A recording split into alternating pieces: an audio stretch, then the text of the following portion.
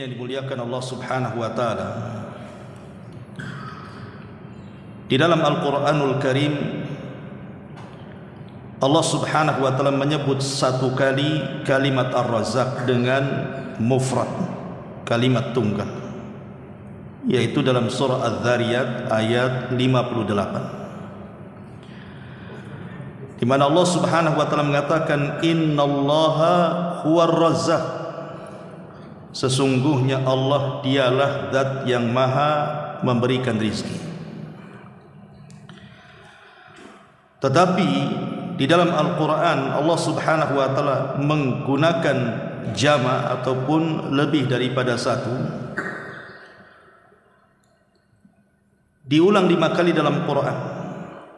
Contohnya surah Al-Maidah ayat 114, Allah mengatakan warzuqna wa anta khairur razikin, berikanlah rizki kepada kami karena engkau sebaik-baik zat pemberi rizki. Apa itu rizki? Maka para ulama mengatakan rizki adalah ma yuntafa'u bihi annas, apapun yang bisa dimanfaatkan manusia, itulah rizki Allah Azza wa Jalla, apapun itu. Dan kita tahu bahwa disebutkan dalam surah Az-Zariyat ayat 22, di mana Allah Subhanahu wa taala menjelaskan bahwa sumber rizki semua makhluk, semuanya berpangkal ada di langit. Sebagaimana Allah Subhanahu wa taala mengatakan dalam surah Az-Zariyat 22, wa fis samai rizqukum wa ma tu'adun, dan di langit terdapat sebab-sebab rizki kalian dan apa yang dijanjikan Allah kepada kalian. Kalau kita melihat di alam semesta ini, bagaimana Allah Subhanahu wa taala memberikan rizki kepada makhluknya, baik yang ada di daratan ataupun di lautan, baik kepada binatang, manusia, jin atau semua makhluknya, sumber rizki itu semua ada di langit. Jadi yang di langitlah yang mengatur semuanya. Karena siapa yang memberikan rizki kepada kita kalau bukan Allah Subhanahu wa taala? Makanya di zaman Nabi SAW ada seseorang yang hendak memerdekakan seorang budak wanita. Kemudian dia bertanya kepada Nabi SAW, apakah budak ini seorang mukminah atau tidak? Maka Nabi SAW bertanya kepada budak wanita ini, Aina Allah, di mana Allah? Maka budak ini mengatakan fis sama, Allah itu ada di langit. Maka Nabi SAW mengatakan i'tikha fa innaha mu'minatun, merdekakan budak itu karena dia telah menjadi seorang mukminah. Maka dari sini kita tahu bahwa Allah Subhanahu wa taala berada di langit, di atas ketinggian. Dari langit itulah Allah Subhanahu wa taala membagi-bagikan rizkinya kepada semua makhluknya.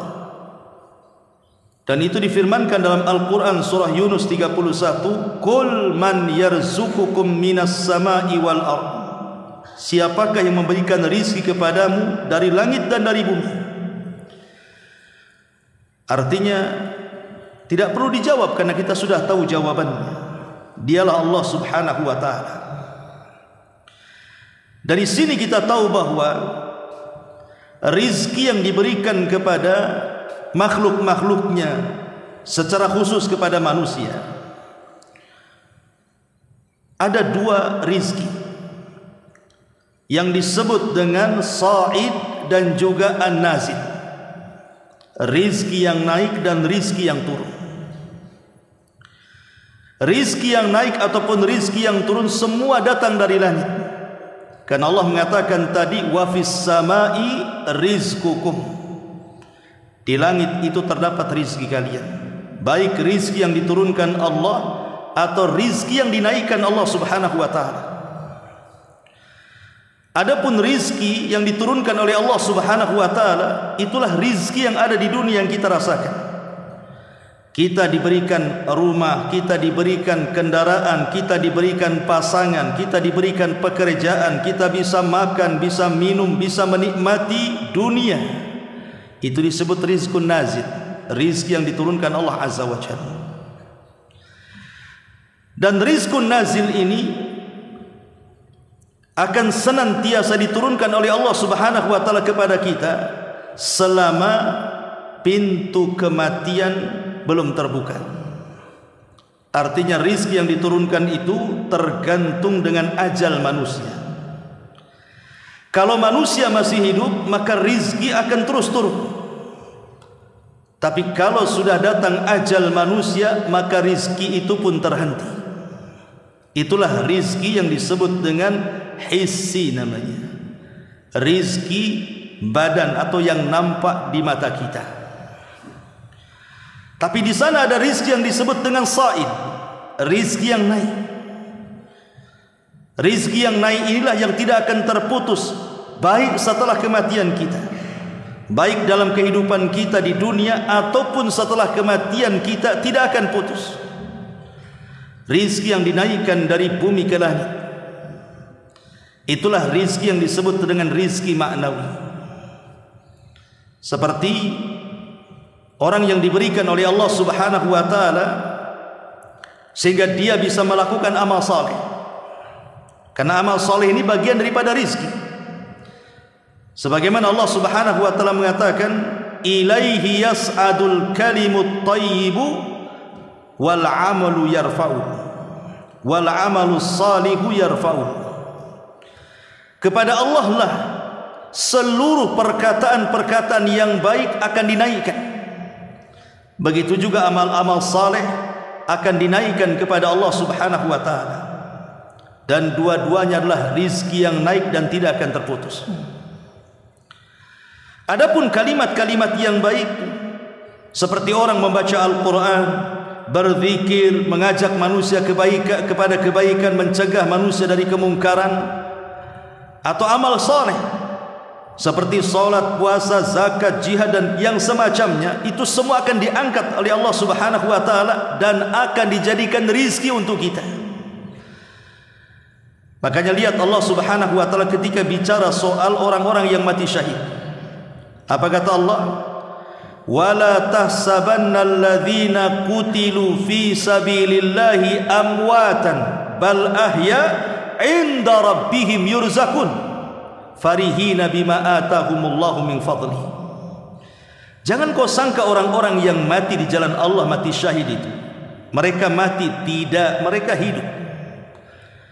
Walaupun nampaknya mati di dunia, tapi mereka hidup di kuburan mereka, dan mereka mendapatkan rizki dari Allah Subhanahu wa taala. Mereka senang dengan apa yang Allah anugerahkan kepada mereka. Artinya orang-orang yang mati syahid, walaupun mereka mati, tapi rizkinya tidak terputus. Rizkinya akan terus mengalir dalam kuburannya. Dan tentunya rizki yang paling besar adalah jannatun na'im, sorga yang penuh dengan kenikmatan dari Allah Subhanahu wa ta'ala untuk mereka. Itu yang disebut dengan rizku as-sa'id, rizki yang dinaikkan Allah ke langit berupa amal saleh. Dan kedua-duanya harus dicari oleh manusia. Dua-duanya harus dicari. Baik rizki yang turun dari langit ke bumi, kita harus mencari. Karena itu untuk penghidupan kita di dunia, kita harus mencari pekerjaan untuk mendapatkan uang. Dengan uang itu kita bisa beli rumah, kita bisa makan, bisa minum, beli kendaraan, dan begitu seterusnya. Begitu juga rizki akhirat berupa sorga pun harus dicari di dunia. Dengan cara apa? Kita kumpulkan sedikit demi sedikit pahala-pahala, baik dari ibadah lisan, ibadah badan, atau ibadah hati, supaya kelak setelah kita meninggal dunia, rizki tidak akan terputus, bahkan lebih baik lagi dibandingkan rizki dunia. Tapi mana yang lebih sulit? Mencari rizki yang diturunkan ataukah mencari rizki yang dinaikkan? Tentu jawabannya lebih mudah mencari rizki yang diturunkan dibandingkan yang dinaikkan.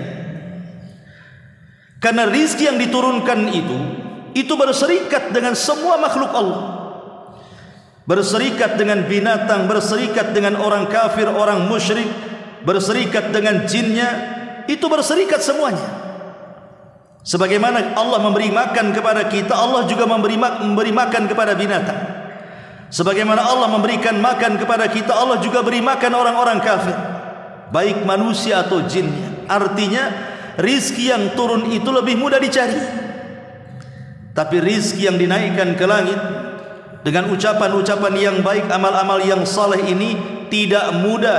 Makanya kemudian orang yang mendapatkan rizki yang dinaikkan itu hanya sedikit dibandingkan orang yang mendapatkan rizki yang Allah turunkan ke bumi.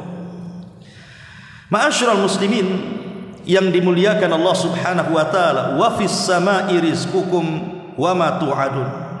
Dan di langit terdapat sebab-sebab rizki kalian dan apa yang dijanjikan Allah kepada kalian. Ma'asyiral muslimin yang dimuliakan Allah Azza wa Jalla, dan rizki yang naik itu terdapat di beberapa tempat, salah satunya di masjid-masjid Allah. Kalau kita ingin mencari rizki yang naik, carilah di masjid. Tapi kalau antum ingin mencari rizki yang turun, carilah di luar masjid. Makanya Allah Subhanahu wa taala menjelaskan di dalam Al-Qur'anul Karim, fi buyutin adzinallahu an turfa wa yudhkara fiha ismuh yusabbihu lahu fiha bil ghuduwi wal asal rijalun la tulhihim tijaratun wala bai'un an dzikrillah wa aqamas salah wa iqamis salati wa ita'iz zakati yakhafuna yawman tataqallabu fihi alqulubu wal absar. Allah Subhanahu wa taala mengatakan di rumah-rumah Allah, maksudnya di masjid-masjid Allah, yang di sana telah diperintahkan Allah untuk memuliakannya dan menyebut-nyebut namanya. Di sana bertasbih mensucikan namanya pada waktu pagi dan petang. Kemudian Allah mengatakan di sana ada manusia-manusia yang tidak melalaikan mereka perdagangan atau perniagaan dan jual beli mereka dari zikir kepada Allah, melaksanakan salat, menunaikan zakat, dan mereka takut kepada hari yang luar biasa pandangan manusia akan terbelalak pada hari kiamat. Lihat bagaimana Allah Subhanahu wa taala menjelaskan bahwa ada orang-orang yang tidak terlalaikan dengan perniagaan di luar masjid, karena tahu bahwa berniaga dalam masjid dengan Allah itu lan tabur, tidak mungkin rugi. Kalau kita berniaga di luar masjid, bisa untung bisa rugi, namanya berniaga dengan manusia. Tapi kalau berniaga dengan Allah Subhanahu wa taala, tidak akan pernah rugi. Di zaman Nabi SAW, di awal-awal Rasul melaksanakan sholat Jumat, datang kafilah dari Syam membawa dagangan yang begitu banyak. Orang-orang yang ada di masjid ini tiba-tiba keluar semua, sehingga dari 40 orang yang ada di masjid itu sisanya tinggal 20 orang, separuhnya keluar karena takut tidak mendapatkan dagangan. Maka Allah Subhanahu wa taala tegur dengan menurunkan surah Al-Jumu'ah ayat 11, wa idza ra'au tijaratan aw lahwan infaddu ilaiha wa tarakuka qa'ima qul ma indallahi khairun minal lahwi wa minat tijar wallahu khairur razikin. Dan apabila mereka melihat perniagaan atau permainan, mereka bubar untuk menuju kepadanya, dan mereka tinggalkan dirimu yang sedang berkhutbah. Katakan ya Muhammad, apa yang di sisi Allah itu lebih baik daripada permainan dan perniagaan di luar sana, karena Allah sebaik-baik pemberi rezeki. Lihat bagaimana terkadang ada orang terkecohkan. Dia lebih memilih rizki yang turun dan meninggalkan rizki yang dinaikkan. Padahal rizki yang turun itu satu hari akan meninggalkan kita, atau kita yang akan meninggalkan mereka. Kita yang akan meninggalkan rizki yang turun, atau rizki yang turun meninggalkan kita. Boleh jadi setelah kita kaya, tiba-tiba datang tsunami, datang gempa, datang musibah, habis semuanya. Atau boleh jadi semua tidak habis, tapi kita pula yang mati. Tetapi rizki yang dinaikkan itu tidak akan terputus di dunia, di dalam kuburan, sampai ke dalam sorga. Ma'asyiral muslimin yang dimuliakan Allah subhanahu wa ta'ala, itulah Ar-Razzaq, Allah zat yang maha memberikan rizki. Ma'asyiral muslimin yang dimuliakan Allah subhanahu wa ta'ala, kita tahu bahwa semua makhluk yang Allah ciptakan, baik langitnya, baik buminya, baik lautannya, baik gunung-gunungnya, baik hutan-hutannya, dan seluruh alam semesta ini, itu hakikatnya dijadikan Allah untuk rizki manusia. Jadi Allah menciptakan alam semesta itu untuk rizki bagi kita. Allah subhanahu wa ta'ala berfirman dalam surah Al-Baqarah 21-24, Ya ayyuhan nasu u'budu rabbakumul ladzi khalaqakum walladzina min qablikum la'allakum tattaqun. Wahai manusia, sembahlah Rabb kalian yang telah menciptakan kalian, menciptakan orang-orang sebelum kalian agar kalian bertakwa. Lihat di sini, alladzi ja'ala lakumul arda firasha. Dialah Allah yang telah menjadikan bumi sebagai hamparan untuk kalian. Dari sini kita tahu bumi itu adalah rizki bagi manusia. Di bumi inilah kita bisa tidur, di bumi inilah kita bisa makan, bisa minum, bisa berjalan.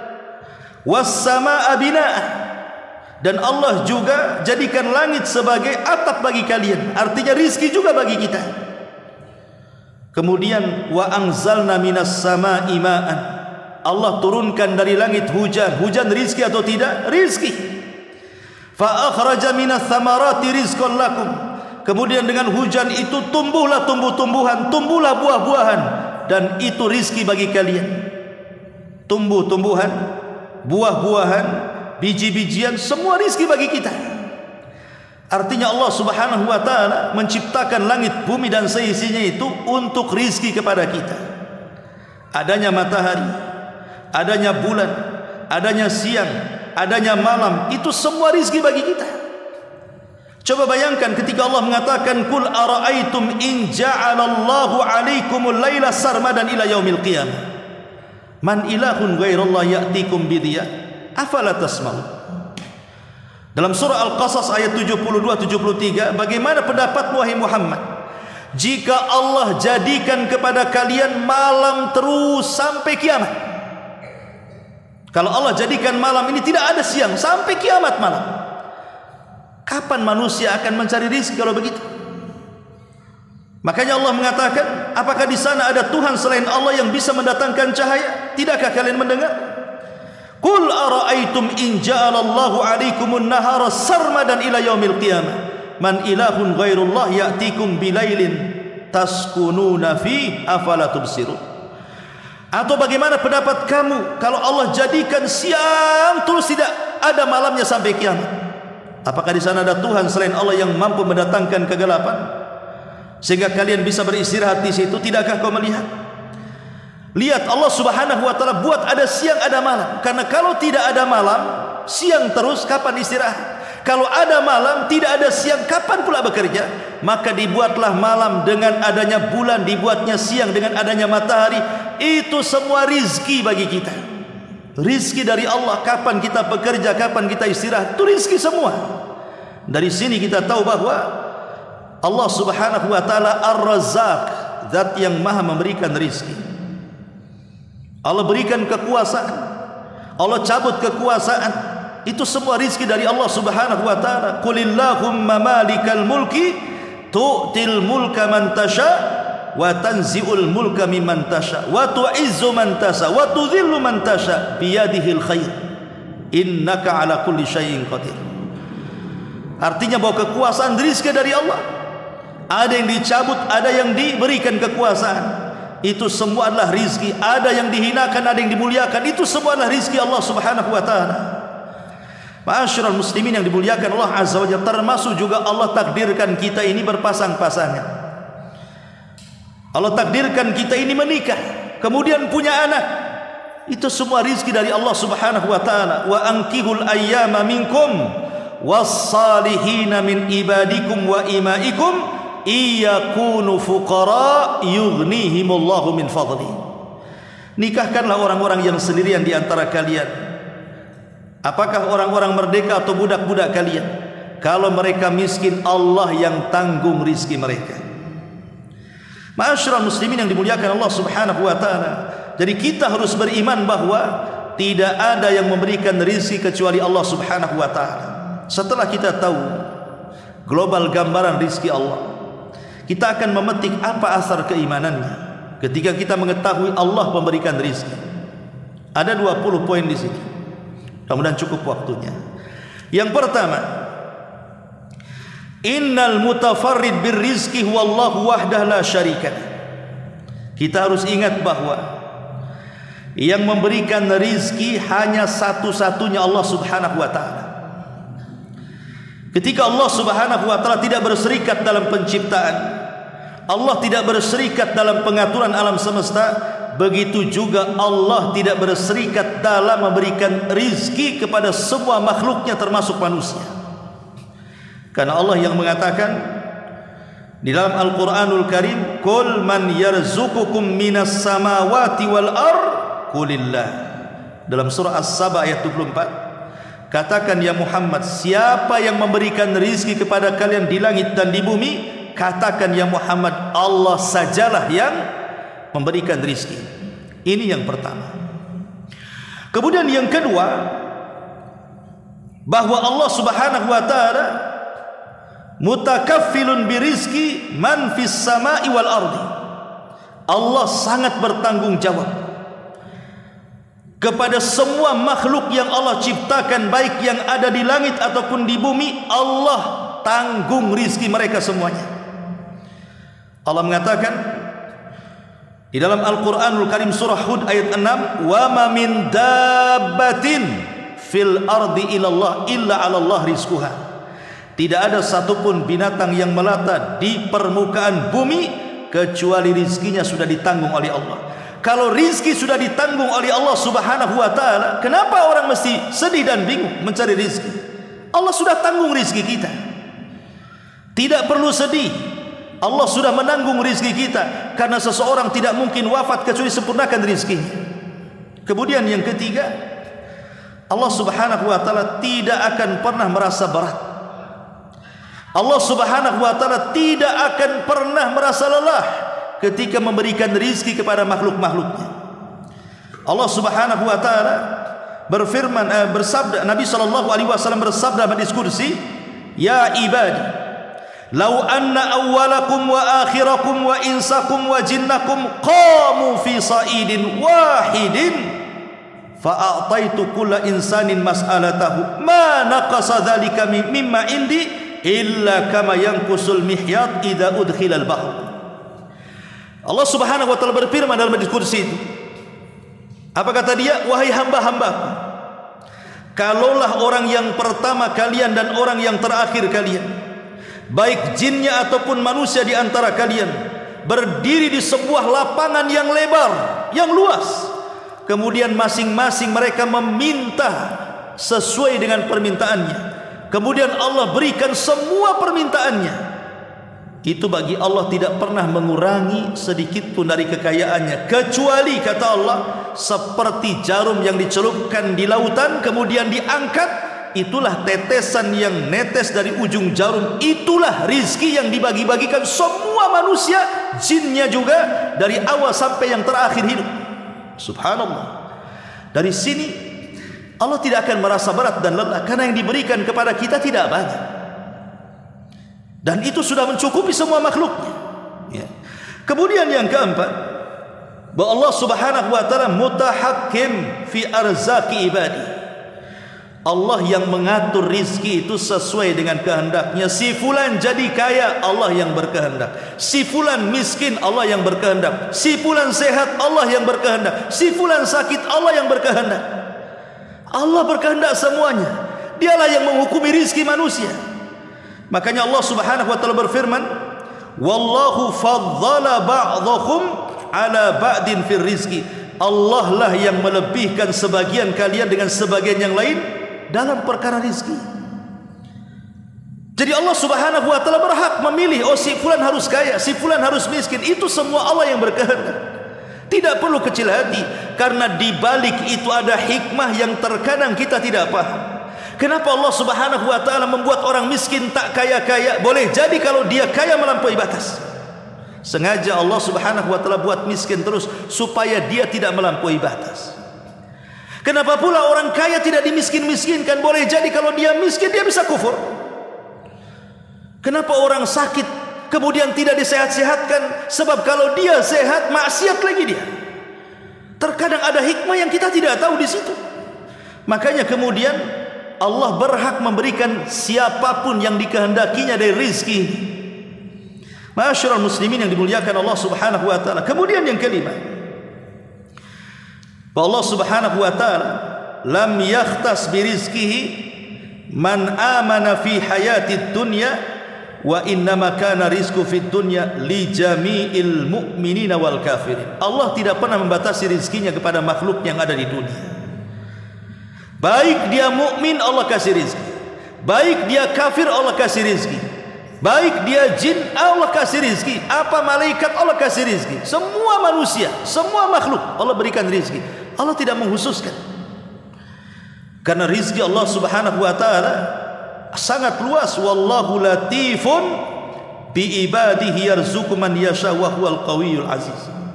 Dia maha latif, maha lembut kepada hamba-hambanya. Dia memberikan rizki kepada siapapun yang dikehendakinya. Kemudian yang nomor 7 ini yang paling penting. Kasratul rizki fid dunya la tadullu ala mahabbatillah. Banyaknya rizki yang Allah anugerahkan kepada seseorang bukan menunjukkan tanda sayangnya Allah kepada dia. Kalau ada orang kaya, saking kayanya bukan berarti kekayaannya menunjukkan Allah sayang kepada dia. Kalau ada orang miskin, saking miskinnya Allah menunjukkan bukan benci kepada dia. Sayang dan benci itu ukurannya bukan harta. Allah Subhanahu wa taala berfirman ketika menceritakan tentang orang-orang kafir di zaman dulu, wa qalu nahnu aktsaru amwalan wa auladan wa ma nahnu bimu'adzabin. Mereka orang-orang kafir berkata, kami ini hartanya banyak, anaknya banyak, dan kami yakin di akhirat kami tidak mungkin diazab. Jadi keyakinan orang yang mengatakan kalau kaya itu tanda dicinta Allah, ini keyakinan orang kafir. Orang kafir yang mengatakan seperti itu. Makanya Allah mengatakan kul setelahnya, katakan ya Muhammad, inna rabbi yabsutur rizqa liman yasha. Allah lah memberikan rizki itu sesuai dengan kehendaknya. Fir'aun kafir tetap diberikan rizki, Namrud kafir tetap diberikan rizki, Qarun kafir tetap diberikan rizki, Sulaiman beriman tetap diberikan rizki, para nabi mereka tetap diberikan rizki. Artinya kekayaan itu berserikat antara mukmin dan kafir, antara mukmin dan musyrik, antara orang yang taat dengan ahli maksiat, bahkan antara manusia dengan binatang sekalipun. Jadi itu bukan tanda sayang. Karena ada sebagian orang mengatakan kalau Allah limpahkan rizkinya, dia mengatakan Rabbi akraman, Rabbku sedang memuliakan aku katanya.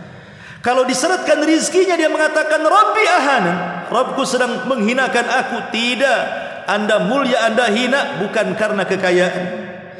Jadi jangan pernah merasa mulia hai Anda orang kaya di hadapan orang miskin, dan Anda jangan merasa hina hai orang miskin di hadapan orang kaya. Karena rizki bukan tanda dicinta Allah Subhanahu wa ta'ala. Inna akramakum indallahi atqakum. Yang paling mulia itu adalah orang yang bertakwa di antara kalian. Perhatikan sebuah hadis yang dikeluarkan Imam Hakim dalam Mustadraknya.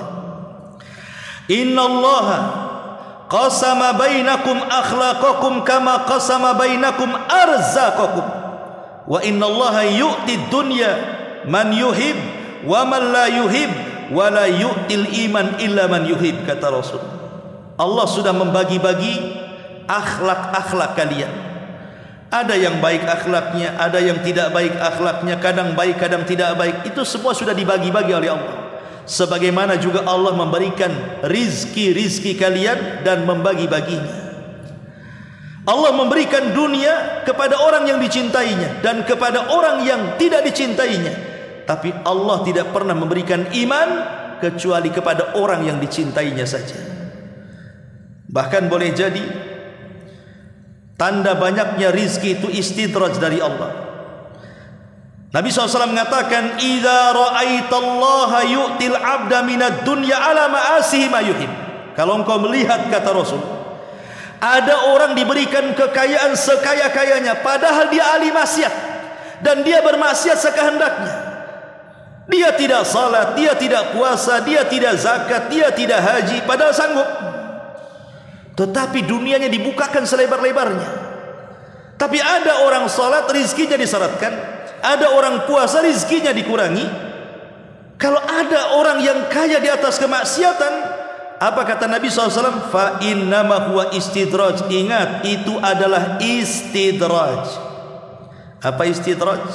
Sengaja Allah membiarkan dia seperti itu sampai pada waktunya azab Allah akan turun kepada dia, tidak di dunia, di akhirat. Kemudian Rasul membacakan ayat, falamma nasu ma dzukkiru bih fatahna alaihim abwaba kulli syai'in hatta idza farihu bima utu akhadnahum baghtatan fa idza hum mublisun.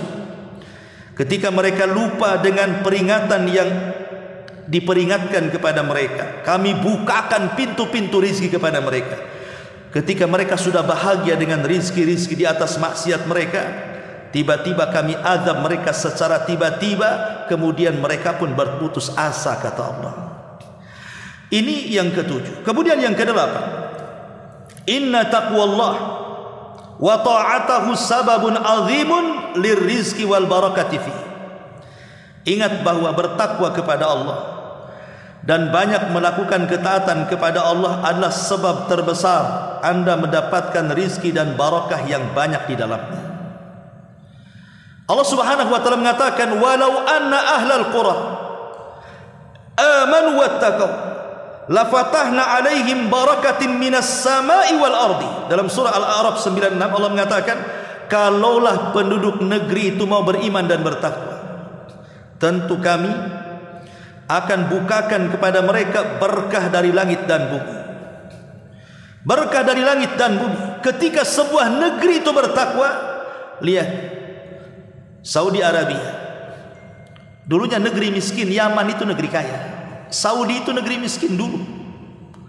Tapi karena penduduknya beriman dan bertakwa, Allah berikan kekayaan kepada mereka. Lihat orang-orang yang berkulit hitam itu, orang-orang Ethiopia. Dulunya kaya negerinya, tapi karena kemudian rakyatnya makin kufur, Allah buat negerinya miskin. Begitulah janji Allah Subhanahu wa taala, kalaulah penduduk negeri itu mau beriman dan bertakwa, kami buka itu berkah dari langit dan bumi. Ma'asyiral muslimin yang dimuliakan Allah Subhanahu wa taala. Kemudian yang kesembilan, wal aqsu, dan sebaliknya, fa innal maksiyata tunkisur rizqa wal barakata li'anna ma indallah la yunalu illa bi ta'ati.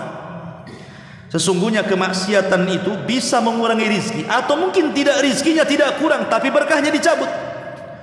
Karena apa yang di sisi Allah tidak mungkin dicapai kecuali dengan ketaatan kepada Allah Subhanahu wa taala. Allah mengatakan, "Dhaharal fasadu fil barri wal bahri bima kasabat aydin nas liyudhiqahum ba'dal ladzi 'amilu la'allahum yarji'un." Allah Subhanahu wa taala mengatakan, rusaknya, tampaknya kerusakan di lautan dan di daratan itu karena ulah manusia. Kita lihat di negeri kita saja. Kita lihat ketika ada gempa, ada tsunami, ada banjir, ada angin puting beliung, berapa banyak bencana-bencana ini yang menghancurkan rumah-rumah mewah, kendaraan-kendaraan bagus, harta-harta yang disimpan, semua hancur. Itu akibat ulah siapa? Kata Allah, zaharal fasadu fil barri wal bahri.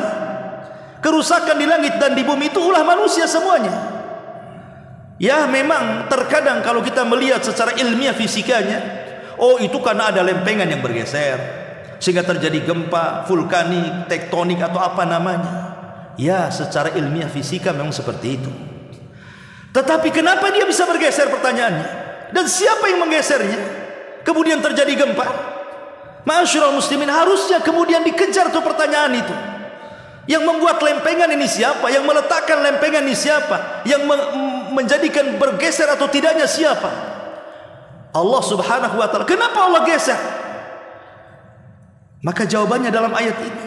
Zaharal fasadu fil barri wal bahri bima kasabat aydin nas. Kerusakan di langit dan di daratan dan di lautan itu kecuali karena ulah-ulah maksiat manusia. Kemudian yang nomor 10, a'zamur rizqi yarzuqullahu bihi ibadah huwal jannah. Tidak ada rizki yang paling besar, yang paling agung yang disiapkan oleh Allah subhanahu wa ta'ala melebihi surga. Itulah yang disebut dengan rizqun sa'id dalam mukadimah tadi, rizki yang naik. Rizki yang paling besar adalah surga.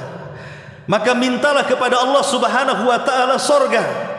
Rasul mengatakan, idza sa'altumullaha fas'alil firdausil a'la. Kalau engkau meminta kepada Allah, jangan minta yang lain, kata Rasul. Mintalah surga firdaus yang sangat tinggi dan paling tinggi. Fa innahu a'lal jannah wa saqfuhu arsyur rahman. Karena surga firdaus, surga yang paling tinggi, dan atapnya langsung arsy Allah subhanahu wa ta'ala. Minta kepada Allah surga. Ma'asyiral muslimin yang dimuliakan Allah subhanahu wa ta'ala, Imam Ibnul Qayyim rahimahullah ta'ala mengatakan, man lam yadkhulil jannata fid dunya lam yadkhulil jannata fil akhirah. Siapa yang tidak masuk surga di dunia, surga dunia, maka dia tidak akan pernah masuk surga di akhirat. Saya ulang, siapa yang tidak masuk surga di dunia ini ada surga. Kalau orang tidak masuk di dunia, dalam surga dunia ini, maka dia tidak akan pernah masuk surga di akhirat. Apa maksudnya?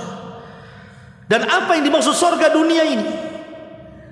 Kata Imam Ibnul Qayyim rahimahullahu ta'ala, surga dunia adalah itmi'nanul qalbi, ketenangan hati, itulah surga dunia.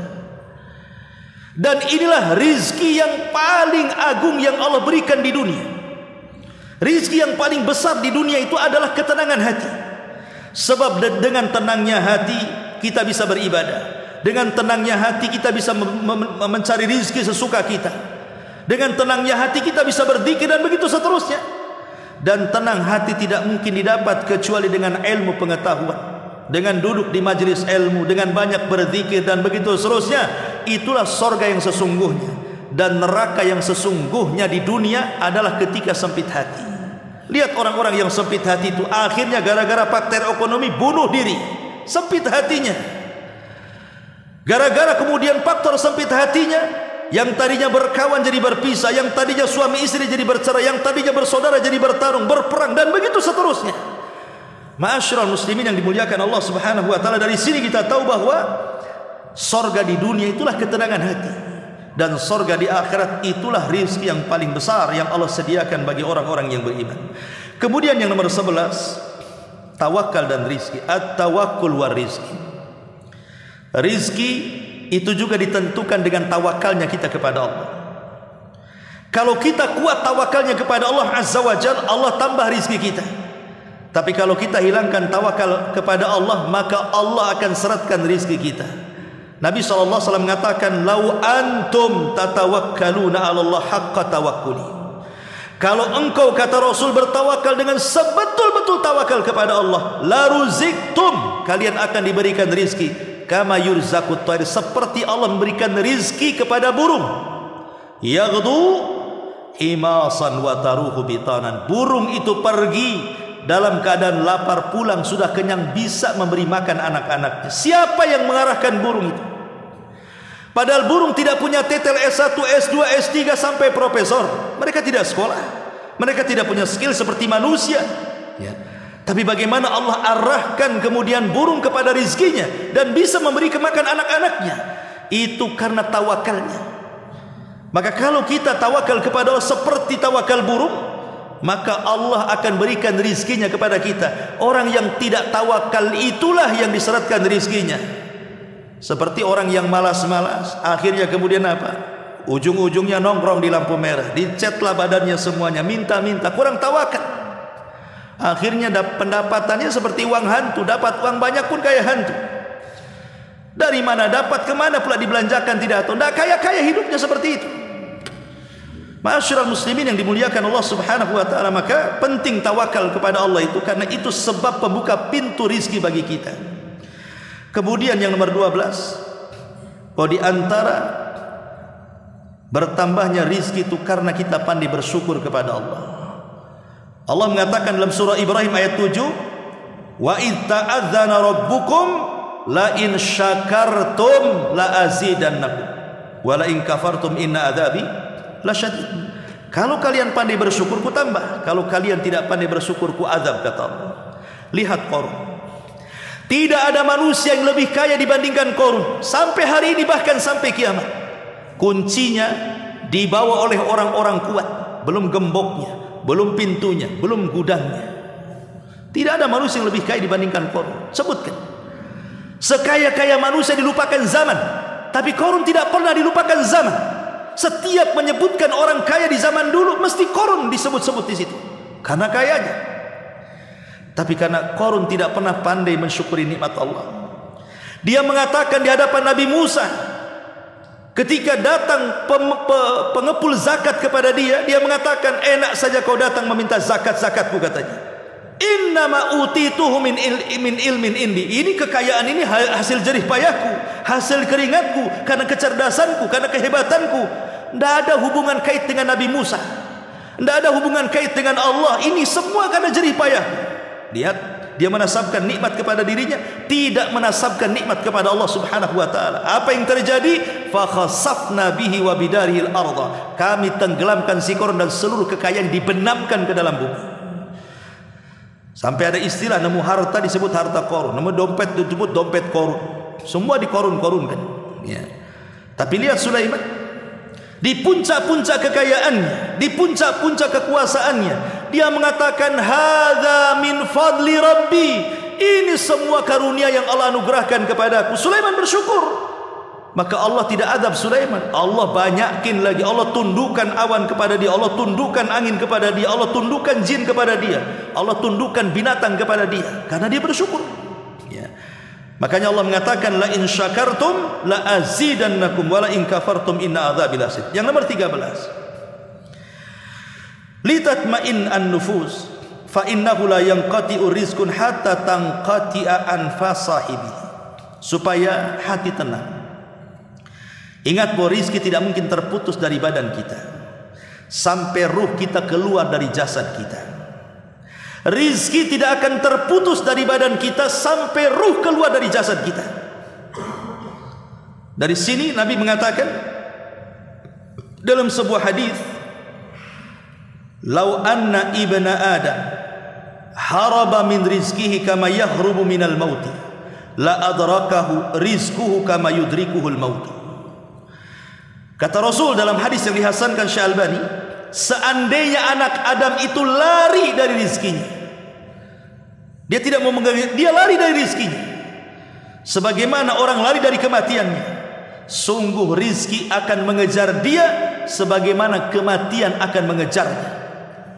Karena Allah tidak pernah mewafatkan seseorang sampai disempurnakan rizkinya. Kita pakai logika sedikit. Ketika kita, saya, antum atau siapapun berada di perut ibu kita dalam janin, betapa banyak rizki yang Allah berikan kepada kita. Coba bayangkan, dalam janin, dalam perut ibu, dari segumpal sperma kemudian menjadi segumpal darah, kemudian menjadi segumpal daging, mulai Allah tiupkan roh. Dengan cara apa? Mulai ditiupkan roh itu, itulah rizki yang pertama. Dibentuknya badan, dikasih kaki sama Allah. Kaki rizki atau tidak? Rizki. Dikasih tangan oleh Allah, tangan rizki atau tidak? Rizki. Diberikan pendengaran, diberikan penglihatan, diberikan hati, diberikan akal. Siapa yang kasih itu? Di perut ibu tuh. Wallahu akhrajakum min butuni ummahatikum la ta'lamuna syai'a wa ja'ala lakumus sam'a wal absara wal af'idah, kata Allah. Allah lah yang mengeluarkan kalian dari perut-perut ibu kalian, tidak tahu menahu soal apapun, kemudian Allah berikan penglihatan, pendengaran dan hati. Dalam perut ibu kita saja kita sudah diberikan banyak rizki, kemudian dikasih asupan makanan, minuman dari darah haid yang terhenti kemudian menjadi makanan si bayi itu? Siapa yang kasih? Karena orang luar tidak mungkin ngasih kepada orang yang dalam janin itu. Itu semua Allah Subhanahu wa taala yang kasih. Ketika brojol saja tidak bisa bergerak, tapi Allah berikan insting sehingga dia mengambil air susu ibunya. Kemudian juga mulai Allah berikan kekuatan, mulai bisa bergerak, bisa bicara, bisa melangkah, bisa berjalan. Allah kasih pengetahuan. Subhanallah, rizki Allah itu luas sekali. Dan Allah tidak akan memutuskan rizkinya dari badan kita sampai ruh kita keluar dari jasad kita. Jadi buat apa kita sedih? Kemudian yang nomor 14, an tadhhara 'alal abdi athara fadlillah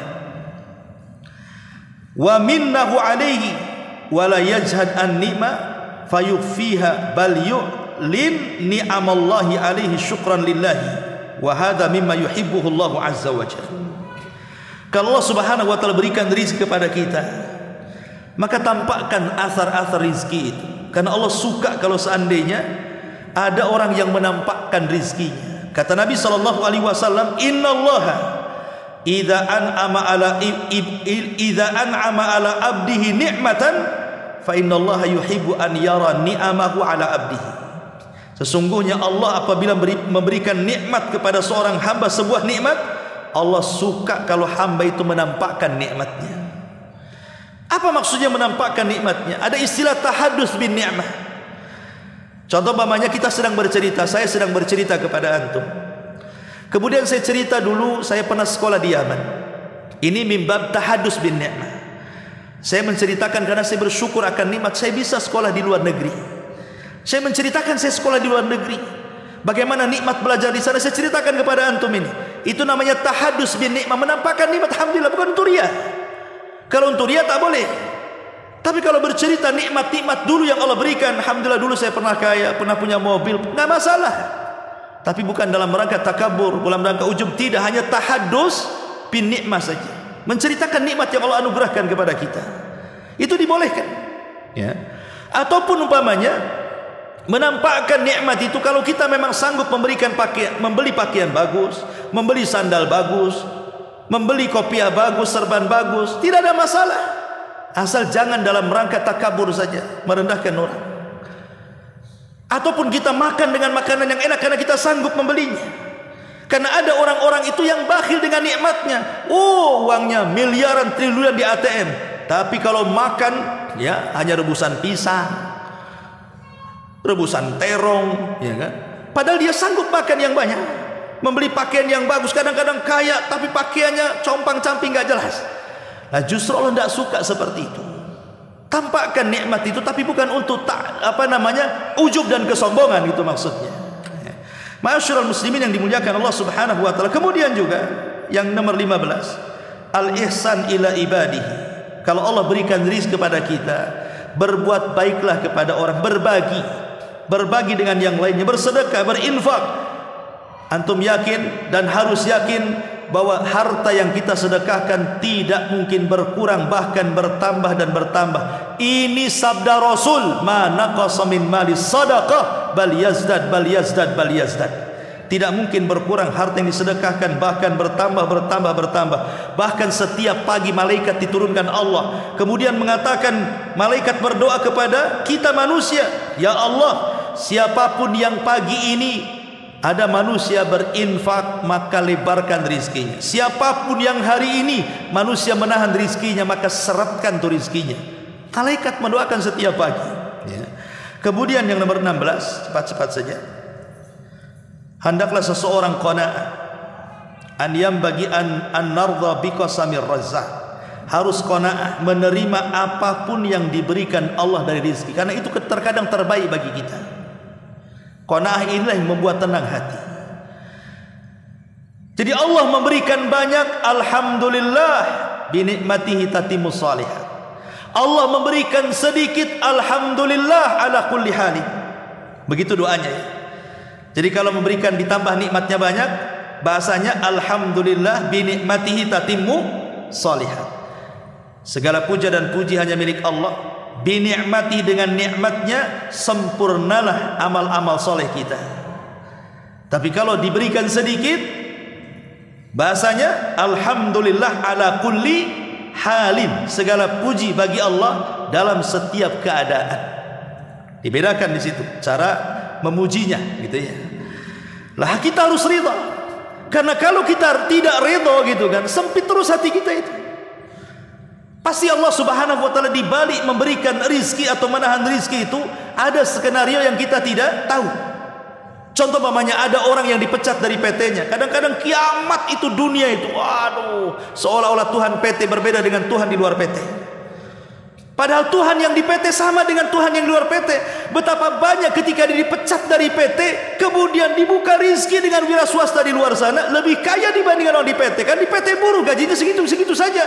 Di luar dia bisa berniaga, tidak ada yang ngatur, rizkinya banyak, Allah luaskan jadi kaya. Dia pula lama-lama buka PT. Nah, siapa yang tahu? Itu semua loh skenario Allah Subhanahu wa taala. Maka qanaah itu penting, merasa ridha dengan pemberian Allah Subhanahu wa taala. Di balik itu ada hikmah yang kita tidak tahu. Kemudian yang nomor 17, la tahsabu anna rizqa mujarrada amwalin wa wadhaifin wa auladin faqat. Jangan kalian kira rizki itu sebatas harta, sebatas pekerjaan, sebatas anak-anak. Bal hunaka rizqul arwah. Di sana ada rizki yang lebih hebat lagi, namanya rizqul arwah. Rizki ruh. Rizki ruh berupa apa? Iman, tauhid, ilmu. Itu semua rizki yang luar biasa, yang tidak akan terputus sampai kematian. Karena kalau rizki badan ini terputus dengan kematian, kalau kita mati selesailah itu semuanya.